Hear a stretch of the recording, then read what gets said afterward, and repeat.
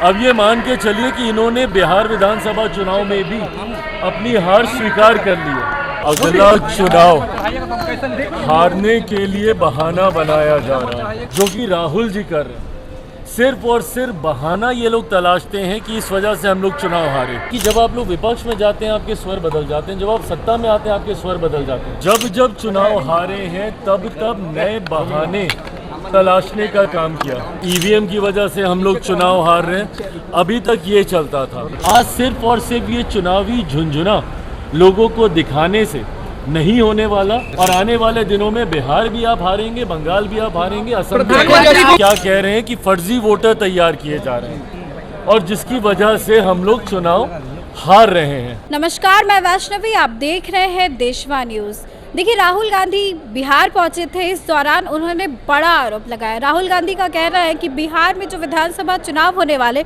उसकी फिक्सिंग की जाएगी, पहले से ही तय कर दिया जाएगा। जैसे महाराष्ट्र में हुआ वैसे बिहार में भी होगा। अब ऐसे में जब सवाल किया गया चिराग पासवान पे तो वो राहुल गांधी और कांग्रेस पर बरस पड़े। उन्होंने कांग्रेस और राहुल गांधी को आत्ममंथन करने को कहा। चिराग का साफ कहना है कि जब वो चुनाव हारने लगते हैं तो उन्हें फिक्सिंग की बात करने लगते हैं, तमाम तरीके के बहाने लगाने लगते हैं, कहते हैं कि फेक वोटर्स आ रहे हैं। अब ऐसे में चिराग पासवान राहुल गांधी और कांग्रेस को लेकर के अपना सुझाव दे रहे हैं। वो कह रहे हैं कि आपको आत्ममंथन करने की ज़रूरत है। आज़ादी के बाद इतने सालों तक आपकी सरकार रही तो आपने क्या कुछ किया। पहले हम आपको चिराग पासवान का बयान सुनवाते हैं जिसमें वो राहुल गांधी को लेकर बहुत कुछ कहते हुए नजर आ रहे हैं। राहुल गांधी ने आरोप लगाया है महाराष्ट्र चुनाव को लेकर के और कहा मैच फिक्सिंग की तरह ही वहाँ चुनाव हुए थे। ये वापस से अगला चुनाव हारने के लिए बहाना बनाया जा रहा है। इनको पता है कि अब इसके बाद ये लोग बिहार का भी विधानसभा का चुनाव हारने वाले हैं, तो उसकी भूमिका तैयार की जा रही है। और ये भूमिका इन्होंने हर बार जब जब चुनाव हारे हैं तब तब नए बहाने तलाशने का काम किया। अभी तक ईवीएम पे ये लोग पूरा ठीकरा फोड़ने का काम करते थे कि भैया ईवीएम फिक्स्ड है, ईवीएम की वजह से हम लोग चुनाव हार रहे हैं, अभी तक ये चलता था। अब वो बहाना पुराना हो गया, तो अब इन्होंने पिछले चुनाव से, महाराष्ट्र वाले चुनाव से अब एक नया बहाना जिसका इस्तेमाल इन लोगों ने दिल्ली में भी करने का काम किया।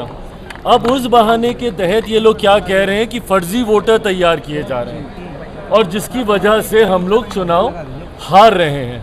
भैया, 55 साल तक आप लोग आज़ादी के 70-75 साल के इतिहास में 55 साल तक आप लोग सत्ता में आप लोग रहे।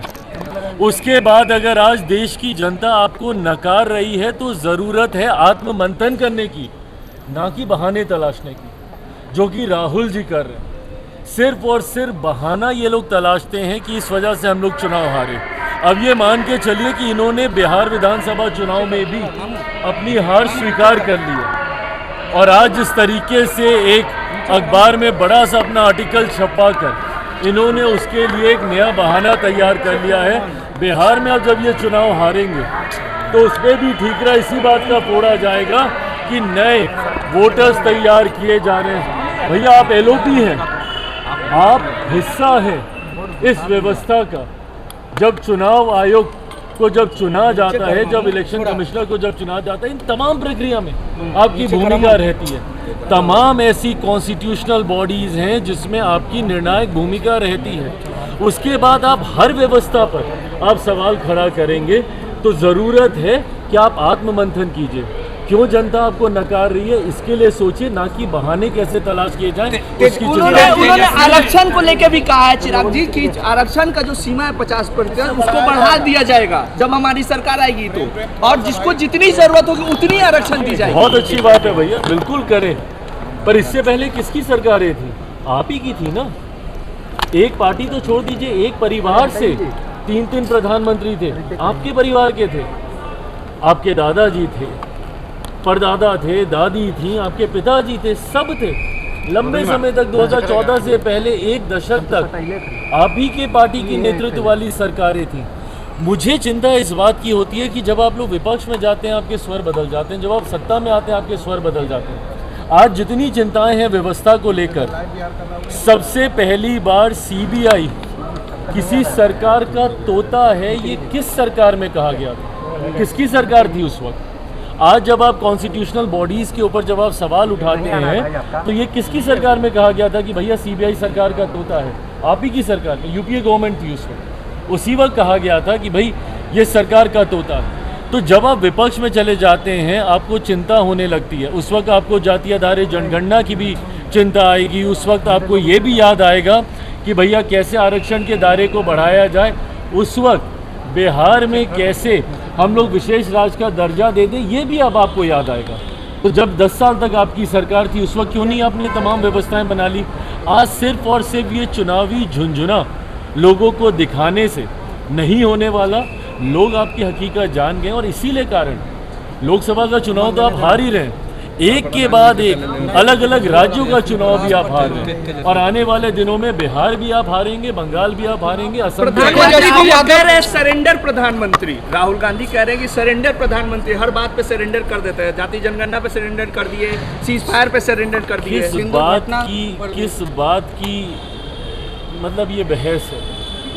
देश के प्रधानमंत्री हैं, ऐसे में इस तरीके से उनके ऊपर निजी टिप्पणी कर, मैं कतई इसका पक्षधर नहीं रहा। आप नीतिगत विषय उठाइए ना, बोलिए जो आपको कहना है, बट इस तरीके से प्रधानमंत्री जी के नाम से तुकबंदी बनाते हुए, ये छोटी राजनीति है, इन सारी चीज़ों में नहीं पड़ना चाहिए। तो आपने सुना कि चिराग का क्या कहना है। चिराग साफ तौर पर कह रहे हैं कि ये लोग सिर्फ इलेक्शन को लेकर के नाटक कर रहे हैं, जब भी हारने लगते हैं तो फिर ईवीएम की बातें करने लगते हैं, फेक वोटर्स की बातें करने लगते हैं, चुनाव फिक्स करने की बातें करने लगते हैं, लेकिन जब सत्ता में होते हैं तो काम कुछ नहीं करते। जब इतनी साल कांग्रेस की सरकार थी तो चिराग का सवाल है कि उन्होंने क्या कुछ किया है, वो अपने बारे में बताएं। इस खबर को लेकर आपकी जो भी राय है कमेंट सेक्शन में ज़रूर शेयर करें। इस खबर में बस इतना ही। आगे की अपडेट्स के लिए देखते रहे देशवा news. Camera person Bablu Bihari के साथ मैं वैष्णवी, देशवा न्यूज़ पटना।